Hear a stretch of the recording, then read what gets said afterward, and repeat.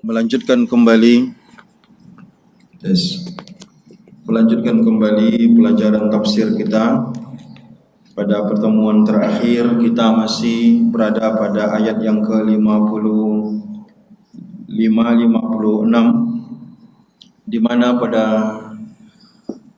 ayat yang ke-55 dan ayat yang ke-56 itu kita masih membicarakan tentang kehidupan Bani Israel,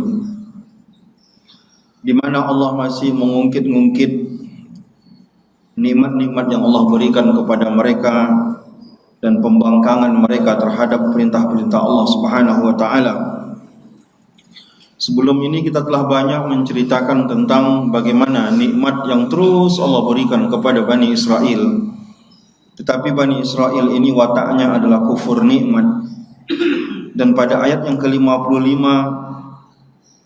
Bani Israel itu minta kepada Nabi Musa alaihi salam agar bisa melihat Allah dengan nyata, melampaui batas Bani Israel. Mereka minta melihat Allah secara langsung dengan kasat mata. Maka Bapak Ibu yang dimuliakan Allah, itu menyebabkan Allah murka kepada kaum Bani Israel.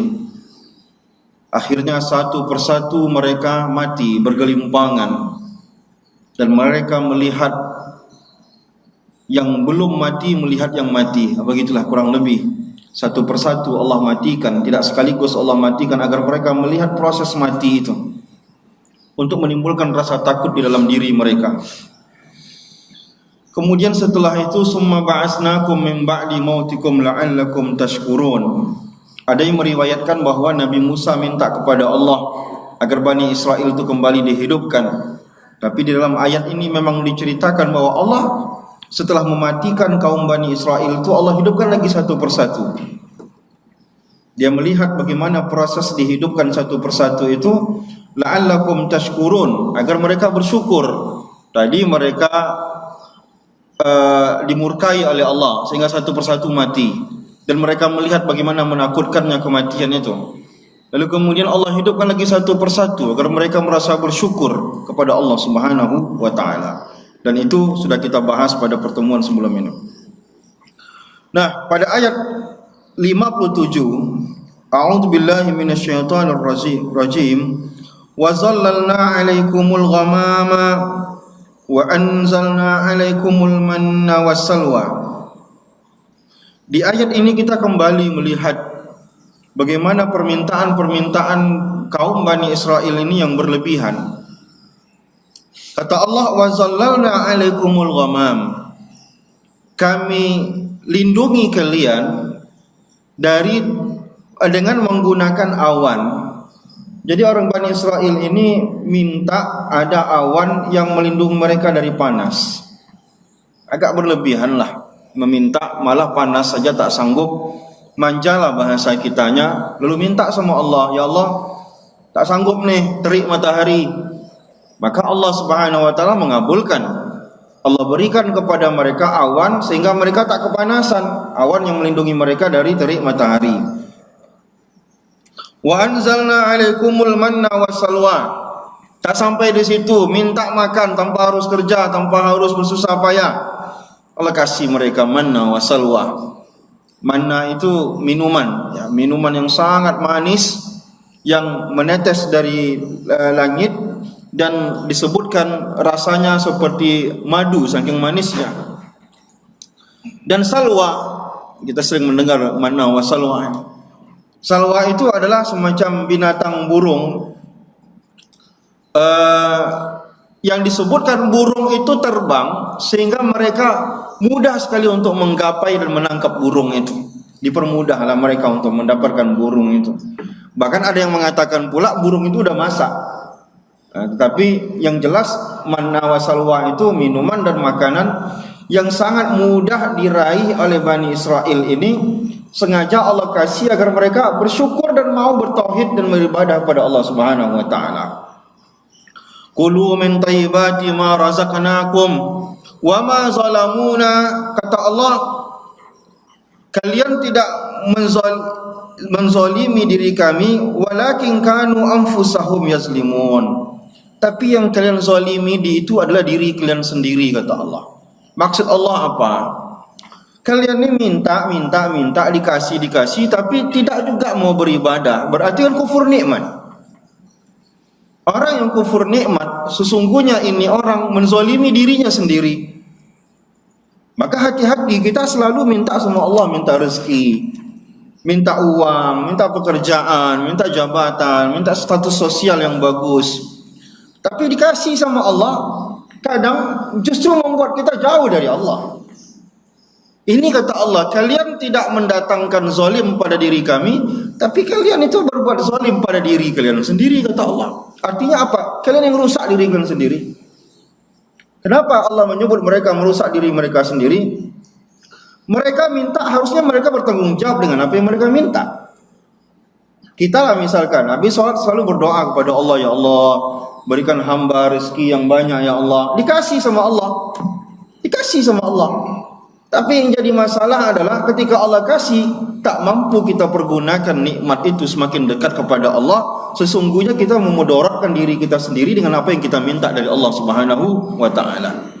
Karena ketika Allah memberikan nikmat kepada hambanya, di saat itu hamba itu harus mempergunakan nikmat itu dengan baik.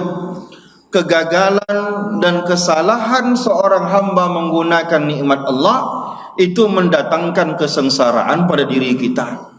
Kalau tak sanggup kita mengolah duit itu dengan baik, dengan halal, elok tak usah minta duit sama Allah. Kalau enggak bahaya kita. Kecuali kita memang sanggup, sebanyak manapun Allah kasih duit sama saya mampu mengolahnya untuk ke jalan Allah Subhanahu wa ta'ala, mintalah sebanyak-banyaknya. Tapi kalau memang watak kita udah enggak beres, kita tahu kita ini sedangkan kalau miskin rajin ke masjid, tapi kalau udah kaya jarang ke masjid, berarti itu nikmat bisa membahayakan diri kita. Maka jangan sampai kita diberi nikmat, justru nikmat itu kita gunakan untuk menzalimi diri kita sendiri. Nah, inilah pesan yang penting untuk kita lihat bagaimana kaum Bani Israel ini minta Allah kabulkan, tapi justru mereka ini degil. Sudah kita jelaskan dulu bagaimana mereka ini membangkang, minta banyak, dikasih nikmat banyak. Tetapi pada dasarnya kita harus tahu, nikmat banyak, umurkah itu atau apakah itu adalah modal yang Allah kasih kepada manusia. Modal untuk apa? Modal untuk mendekatkan diri kepada Allah, bukan menjauhkan diri kepada Allah. Hari ini Allah kasih kita uang, tapi uang ini menyibukkan kita kemana-mana, sehingga gara-gara uang ini kita tak sempat ke masjid. Berarti uang itu menjadi celaka bagi kita. Bukannya nikmat, itu adalah kesengsaraan yang akan menanti kita. Maka hati-hati. Kalau minta nikmat, bertanggung jawablah kalau Allah kasih nikmat. Kalau rasa-rasanya tak sanggup untuk menyikapi nikmat itu dengan baik, jangan terlalu banyak minta. Nanti kita sendiri mencelakai diri kita. Baik, kan kita sambung lagi pada selesai sholat zuhur nanti. Terima kasih. Assalamualaikum warahmatullahi wabarakatuh. Bismillah walhamdulillah, summa salatu wassalamu ala rasulillah wa ala alihi wa sahbihi wa mawala. A'udzu billahi minasyaitonir rajim. Wa iz qulna dukhulu hazihil qaryah. Dan ingatlah kata Allah Subhanahu wa taala ketika kami mengatakan kepada Bani Israel, ini cerita masih Bani Israel, ayat ke-58. Dan ingatlah ketika kami berkata kepada Bani Israel, masuklah kalian ke kampung ini. Jadi Bapak Ibu yang dimuliakan Allah Subhanahu wa taala, Allah meminta kepada Bani Israel untuk berperang dengan kaum Amalik. Kaum Amalik ini siapa? Kaum Amalik ini adalah sisa-sisa daripada kaum Samud, yaitu kaumnya Nabi Hud alaihissalam. Jadi kaumnya Nabi Hud ini, kaum Ad ini memiliki postur tubuh besar-besar. Itu kelebihan mereka. Mereka bisa memahat gunung berubah menjadi tempat tinggal mereka. Postur mereka besar-besar, dan mereka baiza batastum jabbarin, kata Allah. Kalian ini kalau berperang habis musuh kalian itu sehancur-hancurnya. Jadi Bani Israel ini disuruh oleh Allah Subhanahu wa taala untuk berperang melawan kaum Amalek ini. Tapi entah rasa takut, akhirnya Bani Israel ini tak mau berperang. Sehingga mereka tak mau berjihad di jalan Allah Subhanahu wa taala. Maka Allah murka. Allah buat mereka terdampar di padang pasir. Nama padang pasirnya itu Tih. Ada daerah namanya daerah Tih. Ya, kalau bahasa Arabnya huruf ta, ya sama ha, Tih.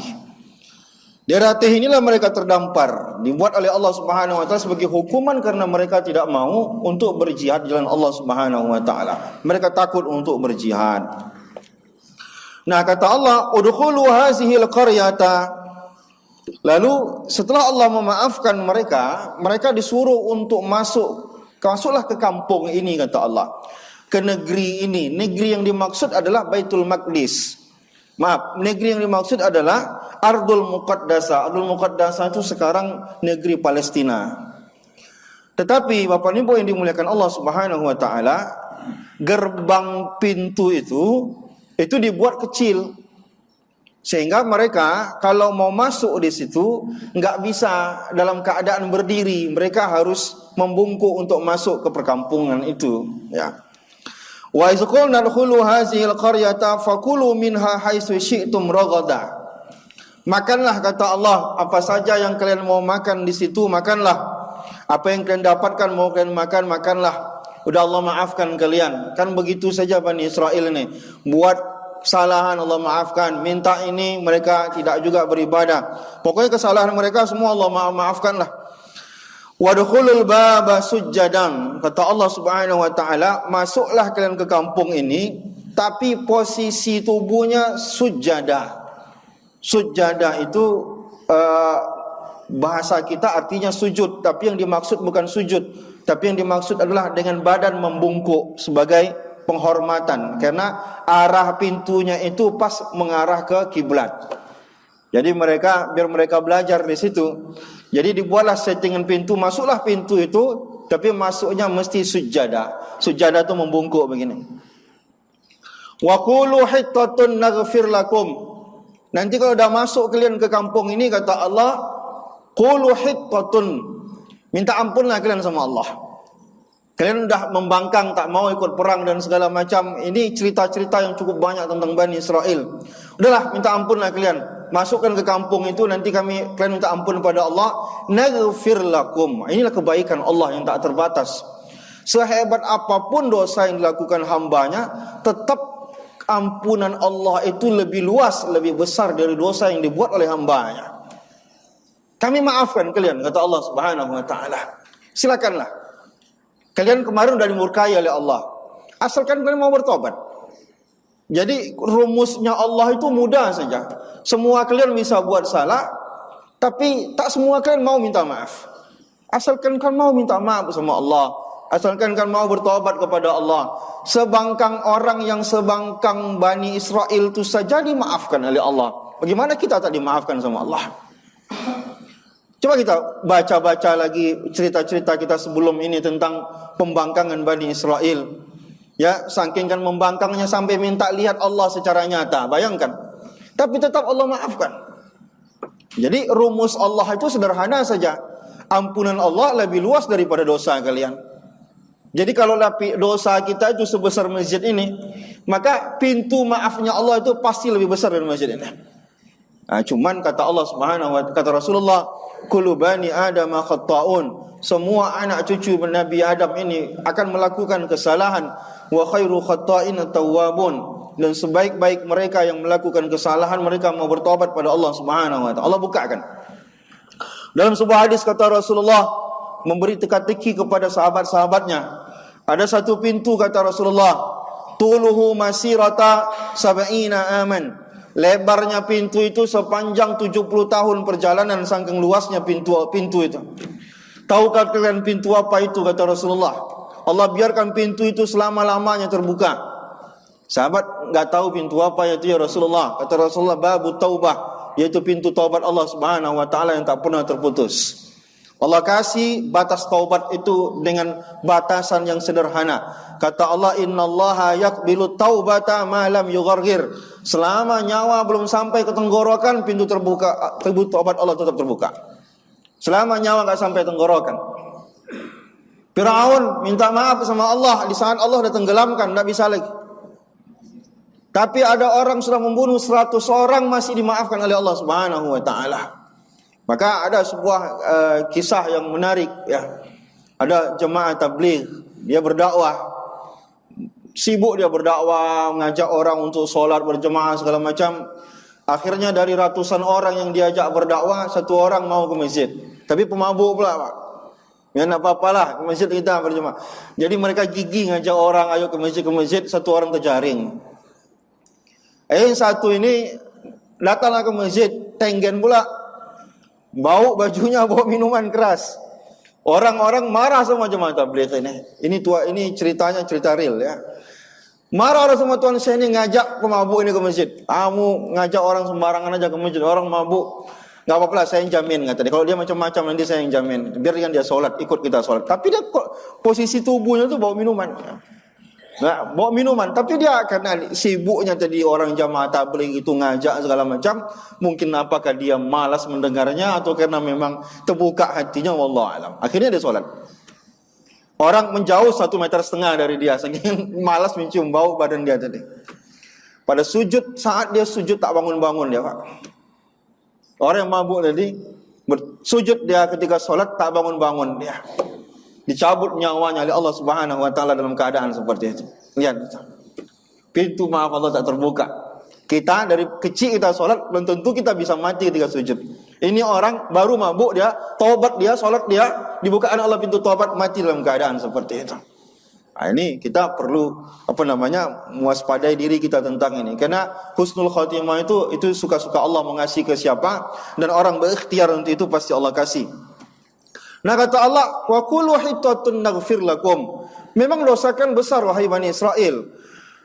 Tidak mau ikut berperang itu dosanya besar. Kalau Allah sudah kalau medan juang, kalau seandainya panggilan berperang, panggilan jihad datang, kita nolak, itu dosanya besar. Jadi kita syukur ini, ada orang bersyukur apa? Enggak ada medan perang di tempat kita. Tapi di sisi lain berkurang kesempatan kita masuk surga. Karena orang mati di medan jihad itu dia masuk surga tanpa hisab. Bani Israel menolak karena takut, karena kaum Amalek ini badan tegap-tegap. Sampai-sampai kata Allah, wa iza batastum jabbarin. Kalau kalian berperang sehancur-hancurnya musuh kalian akan membuat. Takut Bani Israel ini. Dosa besar. Allah buat mereka terdampar di padang pasir bernama Tih. Disitulah Allah membuat kemurkaannya Allah pada mereka. Tapi tetap Allah beri kesempatan mereka untuk minta maaf. Masuk kalian ke Palestina. Nah, tapi di gerbangnya itu kalian harus masuk dalam keadaan membungkuk. Rukuk itu bagaimana ya? Badan itu ditundukkan. Wa sanazidul muhsinin, dan kata Allah, kalau nanti kalian bila minta maaf ampun sama Allah ampunkan dosa kalian, dan kebaikan-kebaikan hidup kalian Allah tambah. Allah tambah nikmat untuk kalian, padahal baru aja berdosa. Ini Allah maha luas ampunan dan kebaikannya. Orang baru buat dosa saja, itu udah Allah Subhanahu janjikan mereka mau apa. Karena memang istighfar itu, dahsyatnya istighfar itu begitu. Kata Allah, Nabi Nuh berkata kepada kaumnya, faqultu astaghfiru rabbakum innahu kana ghaffara. Istighfar kalian supaya azab Allah tidak turun ke kalian. Yursilis sama alaikum midrara. Kalau di negeri itu rajin beristighfar, maka hujannya akan turun dengan baik sehingga tanam-tanaman tumbuh dengan baik. Wa yumditkum bi amwalin wa baninin. Rajin kalian beristighfar, anak kalian banyak, harta kalian banyak. Ya, wa yaj'al lakum jannatin wa yaj'al lakum anhara. Tumbuh-tumbuhan kalian hidup dengan baik, sungai kalian akan mengalir dengan baik. Dengan satu amalan kata Allah, istighfar. Nah, ini Bani Israel ditawarkan istighfar. Masa susah sih istighfar? Rasulullah satu hari 100 kali astagfirullahalazim. Sekelas Rasulullah yang tak ada dosa, yang dijamin tidak ada dosanya, dijamin masuk surga, tetap beristighfar. Karena istighfar itu bukan hanya sekedar mengampunkan dosa, tapi khasiat daripada istighfar itu mendatangkan banyak nikmat. man lazimal istighfar, rajin beristighfar, ja'alallahu min kulli dhaiqin min kulli hammin faraja. Apa saja yang membuat hatinya gelisah, Allah angkat kegelisahan hatinya. Wa min kulli dhaiqin makhraja, semua permasalahan hidupnya Allah selesaikan. Warzaqahu min haitsu la yahtasib, Allah akan berikan dia rezeki dari jalur yang tidak dia sangka sekalipun. Ini kehebatan istighfar itu. Bani Israel istighfar kalian. Tapi kalau ikut bukan Bani Israel namanya. فَبَدَّلَ الَّذِينَ ظَلَمُوا قَوْلًا غَيْرَ الَّذِي قِيلَ لَهُمْ, maka orang-orang Bani Israel mereka zalim mengganti perintah Allah dengan melakukan sesuatu di luar perintah Allah. Disuruh oleh Allah masuk dalam pintu itu dalam keadaan rukuk, saking membangkangnya mereka julurkan pantat mereka duluan untuk masuk. Masuk dalam keadaan berdiri tidak bisa. Tapi tetap mereka tidak mau rukuk menghadap kiblat untuk masuk. Mereka pantatnya duluan masuk. Itulah Bani Israel. Nah, pembangkangan yang luar biasa. Tapi padahal Allah janji, masuk kamu, nanti kamu dimaafkan dosa kamu di situ. Tetap aja mereka tidak mau apa yang Allah perintahkan. Allah tawarkan kebaikan-kebaikan, mereka tetap menolak. فَبَدَّلَ الَّذِينَ ظَلَمُوا قَوْلًا غَيْرَ الَّذِي قِيلَ لَهُمْ فَأَنزَلْنَا عَلَى الَّذِينَ ظَلَمُوا رِجْزًا. Karena berkat daripada pembangkangan mereka itu, Allah turunkan azab berupa wabah penyakit taun. Nah, ini hati-hati kita. Ini wabah penyakit menyebar tempat kita. Hati-hati. Bani Israel diserang oleh Allah dengan wabah penyakit karena mereka melawan dengan apa yang Allah suruh. Mereka mengganti kalimat hittatun. Maaf, tadi kan ada kalimat hittatun. Kalimat hittatun itu artinya adalah minta ampun. Tapi mereka merubah huruf to-nya menjadi huruf bah. Menjadi habbatun. Maaf, tadi kan kalimatnya hittatun. Mereka rubah menjadi habbatun. Yang merubah itu Bani Israel. Habbatun artinya biji-biji untuk dimakan. Akhirnya mereka tak minta ampun di situ, kata mereka kalimatnya bukan hittatun tapi kalimatnya habbatun. Disinilah kita sudah melihat akhir-akhir ini sudah mudahnya orang mengganti huruf-huruf di dalam Al-Quran. Ini sudah pernah dilakukan oleh Bani Israel sebelumnya. Maka apa yang dilakukan Bani Israel ini? Pertama, mereka mengganti satu huruf di dalam Al-Quran. Lalu kemudian mereka disuruh masuk dalam keadaan rukuk, mereka justru masuk dalam keadaan membelakangi Ka'bah. Pembangkangan mereka ini membuat Allah murka dan menurunkan untuk mereka rijzan. Rijzan itu apa? Wabah penyakit. Maka wabah penyakit cuma bisa dilawan, di antara keyakinan kita melawannya itu adalah dengan memperbanyak istighfar pada Allah Subhanahu wa taala. Kaum Nabi Hud, kaum Nabi Saleh, Bani Israel, Allah akan turunkan azab. Tapi sebelum Allah menurunkan azab, pasti Allah kasih satu tawaran untuk penangkalnya. Tawarannya itu sama, yaitu astaghfirullahalazim. La ilaha illa huwal hayyul qayyum wa atubu ilaih. Karena semua azab musibah yang muncul itu lahir karena Allah murka atas dosa-dosa yang dilakukan oleh tangan-tangan manusia. Bima kanu yafsukun, karena mereka sudah fasik. Fasik itu apa? Fasiklah yang menyebabkan muncul azab di sebuah negeri. Fasik itu apa? Fasik itu khuruj minat ta'ah, sudah jauh daripada kalimat patuh kepada Allah. Kalaulah sebuah maksiat di sebuah negeri dianggap biasa, maka hal yang dianggap biasa itulah yang mengundang azab Allah. Karena Allah ingin menegur manusia itu dengan dosa yang mereka anggap sebuah kebiasaan. Maka di negeri kita apakah ada dosa yang dianggap biasa? Lihat minuman keras, apakah dijual secara lumrah? Lihat perzinahan, apakah sudah dianggap hal yang biasa? Kalau sudah ada dosa dianggap hal biasa di sebuah negeri, maka di saat itu mudah bagi Allah untuk mengazab negeri itu. Assalamualaikum warahmatullahi wabarakatuh.